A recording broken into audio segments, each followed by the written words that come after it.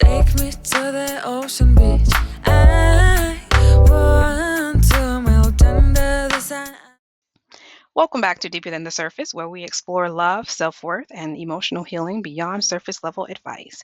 My name is Erica, and I help women attract and keep healthy, emotionally safe relationships, starting with the relationship they have with themselves. Now, today's question is a powerful one, ladies.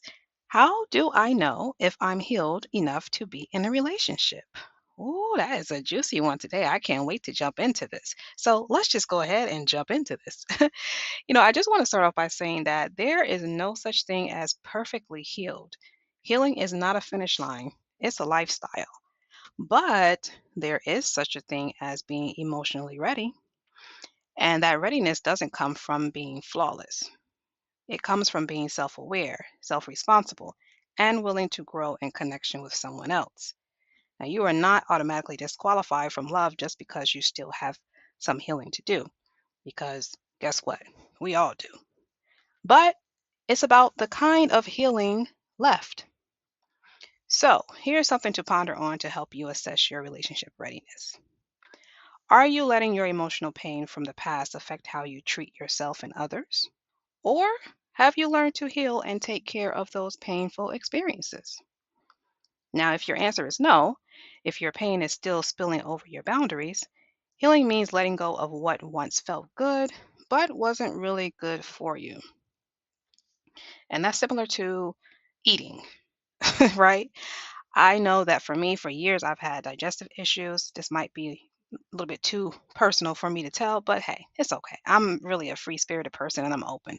So I've had just some digestive issues for a long time, and I knew that there were certain foods that would just make me feel very uncomfortable, and yet I just kept eating them because they tasted good.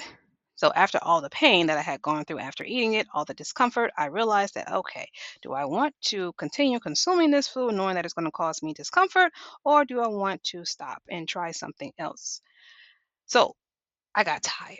When you get sick and tired of being sick and tired, that's whenever you start to make a change. And that's what happened to me. So I started to change my overall eating patterns and eventually just became a vegan altogether. So just wanted to throw that out there, guys, just to let you know, hey, it can be some of the things that we put up in life can just go way past, just relationships. It can go into our lifestyles, into every aspect of our life. So let's just keep on moving on here so you can ponder on a few more things. Now, it means breaking habits that gave temporary comfort but left long term damage. That's pretty much what I was talking about whenever I said that if your pain is still spilling over your boundaries, healing means letting go of what once felt good but wasn't really good for you. And it also is learning to sit with your feelings instead of avoiding them, saying no and meaning it, even if it feels scary, standing up for yourself, even when your voice shakes. Healing is no longer over explaining, people pleasing, or shrinking just to keep the peace. It's realizing that peace within you matters more. It's choosing the hard, quiet work of growth over the easy, familiar pull of chaos. Healing doesn't mean you're perfect. It means you're aware. It means you're learning to trust yourself, to feel safe in your own quote unquote no. And little by little, that's what freedom looks like. And let me tell you, ladies, something. The best part about this is that honoring yourself builds self trust. And the more you trust yourself, the better your discernment becomes. Something that's very essential whenever you're forming new relationships. As your self-trust grows, you begin to seek answers from within rather than always looking outside of yourself. And while it's okay to seek advice, the purpose of that advice should be to help you sort through your own thoughts, not to impose someone else's opinion that doesn't align with your truth. In the end, it's still up to you to decide what's best for you. And that's really important because I think that a lot of times we as ladies, we have that nurturing gene in us, because we bear children. And, I think it's in us because we naturally have to exude that from time to time from time to time in certain instances. And so that can actually kind of backfire on us too whenever we're in relationships because we have that that trait in us, and so we're being, I wouldn't say that we're being manipulated with that trait, but some people do manipulate that. But you just automatically are a giving person and nurturing person, and you want to help. You want to please someone. You want to make them overall feel good, but then you have to be careful with that because it can cross into your boundaries, and then you can find yourself um, saying that, "Oh, those were once my non-negotiables, but now they are negotiable." And it's like, no, if you didn't feel like that was something that you would be okay with, you should have never started allowing that to happen.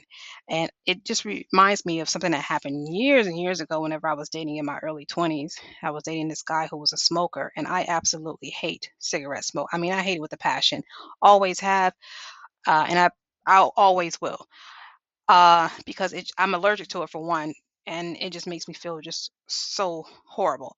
But I wanted to impress this guy because I knew that he liked me, I liked him, and I just wanted him to like me even more. So I smoked one cigarette and it caused me so much discomfort. I said, "Oh my God." And then I had to look at myself and say, "Erica, why did you do that?